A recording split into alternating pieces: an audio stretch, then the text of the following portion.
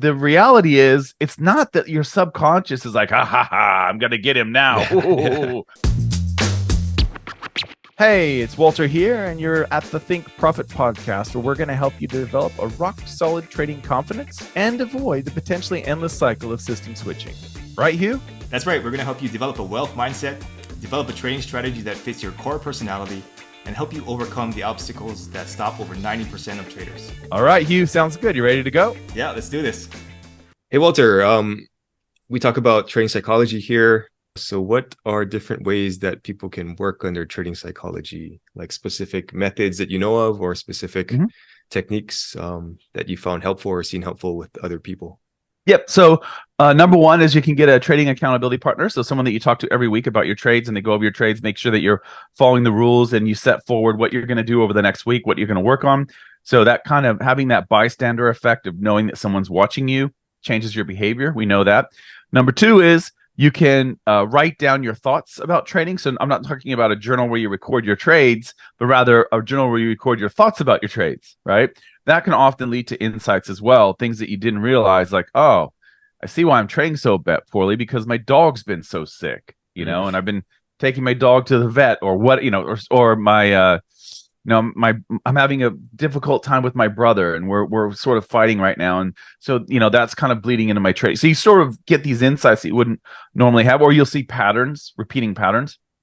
Another thing you can do is you can use hypnosis. If you go to we can put a link in this episode, but there is a hypnosis track that I helped design from these guys called Hypnosis Downloads, and I told them, I said, hey, you guys got a really great hypnosis for day traders thing, but it's totally irrelevant for Forex traders.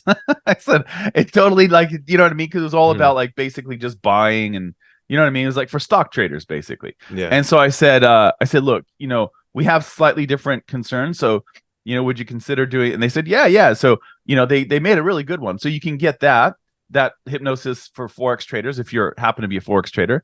But it works for like futures, crypto, that sort of thing, where you're buying and selling sort of stuff, right? And then what else can you do? You can use subliminals. Like if you feel like you've got an issue with money or something along those lines, where it's like this habit you're aware of. So maybe your journaling allows you to become aware of a habit or an issue, and then you can find a subliminal, and I can give you guys a link for that. There's a really good store that has great subliminals that you can download, and those are the sorts of things you listen to while you're sleeping.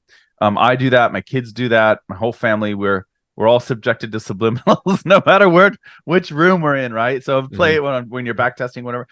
That can help.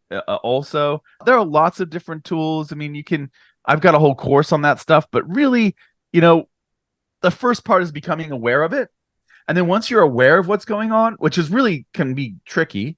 But once you're aware of it, then what you do is you got to decide, okay, what sort of tool can I use to make this better and to improve my psychology that I can do, right? Like some people, they can't do hypnosis because they just don't have time every day, or they don't find the time for it, because you got to set aside 30, 40 minutes to just be quiet. You can't have like wives and dogs and kids and things like that, phone calls.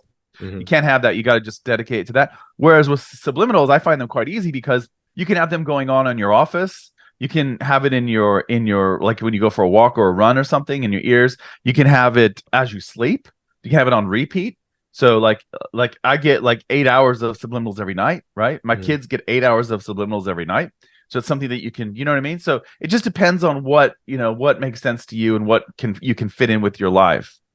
So those are my thoughts. How do you approach it? Yeah, I think those are the main points, right? Like any behavior that you want to change or make better is a subliminal thing, right? It's either you're being helped subliminally or you're being blocked subliminally, right? So yeah, things like that can get to it. I found also that a lot of things that we don't want to do or we're having trouble with comes from trauma, like some sort of trauma during your lifetime, trauma during your childhood. It can even be inherited from your family, stuff like that. So if you can figure out things to address that trauma, and when you can bring that to the surface and release it, then that really helps with curing the behavior you're trying to change. So that's a really big one for me. And I think a lot of people don't realize that they have these things trapped inside of them. And I think a lot of these traumas cause you negative behaviors, and it can even cause like some negative health issues, right? So I think that's one thing to definitely explore. You could do something like you said, the hypnosis tracks, or there are things like breath work or other healing modalities that help bring these negative emotions to the surface. And once you can clear those out, a lot of things are much clearer, more objective. And it's easier to do these things once you have those emotions cleared.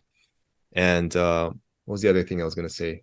I don't remember, but yeah, that would be my main point. Yeah, you were talking about like if it's pro or con, like you have something in your head that's pro or con. You're talking about breath work is interesting. So how do you find that helps? Like, is that for relaxing before making training decisions or something else? It could be, but it's kind of like, in order to get into it, you need about an hour or so.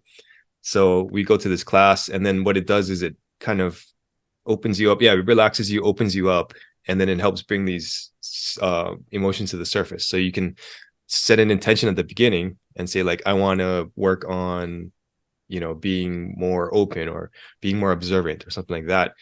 And during the breathwork session, you could bring up something that is related to that, or just the emotion itself will come out.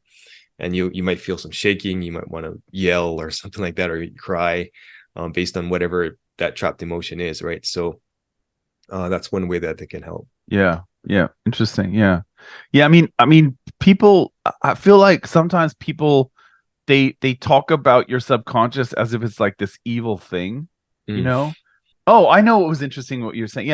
Yeah. So like you were saying, like these traumas that you have, right? Sometimes it's interesting, like you will talk to someone like that you grew up with, like a family member or like maybe a close friend or someone, and you'll talk about a memory that you have of this crazy thing that happened, right? And how it really impacted you.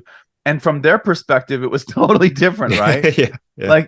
Like I talked to my sister about this stuff, like where, she had this thing that happened that didn't really involve her, but it involved me. And it was really hard for her to see me, go through it. And it really impacted her. I was like, wow, that's funny. It didn't really impact me at all. It's kind of weird how that is. And it's a subconscious is similar. Like you have these programs in your head, right? And we're not really aware of them, obviously subconscious. So, but they're running. And the reality is it's not that your subconscious is like, I'm going to get him now. We're really going to ruin him now. That sort of thing.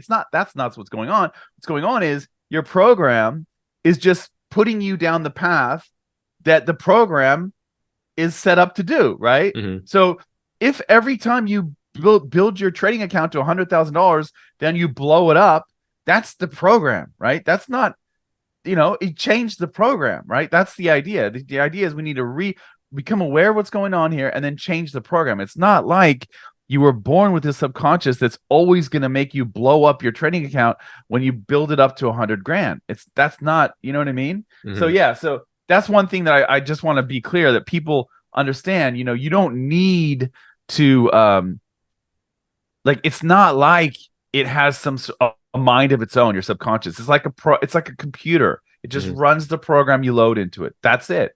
It's neutral, And so once you realize that, and you realize you can reprogram it, because some people, they go through their whole life. Many people go through their whole lives just thinking, I always do this. Yeah, rats, and that sort of thing. And they just feel like they're stuck. They're like the famous experiment with the dogs in the cage, and they electrify the floor and on the cage, and then the dogs stop trying to like jump and avoid the electrocution. They just sit down and take it and take the shock, even though all they had to do is walk over to the other side of the cage and there's no electricity over there, right? That's learned helplessness. And that's what a lot of us go through in life, is this learned helplessness, just like, well, I guess that's just the way it is. And we feel we've given up control, which is sad because you have the control. You can reprogram it, like you said, So anyway, it's just, I think that's an important point when we talk about this stuff. Oh yeah, totally. And I think the ego is a similar thing, right? Like a lot of people say that, the ego's bad. The ego's like trying to take you over, and like ego's like trying to be the maniacal whatever, right? But the ego is just there to protect you. You're just letting it get out of control. So it's just a matter of, again, awareness. And I think what you said about the programming is really important because a lot of times we're programmed and we don't even know it. So we come into this life with certain wiring that we don't understand, right? And we come in and our parents give us this programming. We go to school, the school gives us programming, watch TV, the TV gives us programming. So I think a lot of people, don't get down on yourself because of whatever's in your subconscious, because it was subconsciously programmed into you and you didn't even know it. Yeah. So yeah, just don't get too down on yourself. And like you said, just work on it. Exactly. Yep. Good points. Yep. All right. Thanks, Walter. Thank you. All information in this podcast is for educational and informational purposes only and is not trading or investment advice.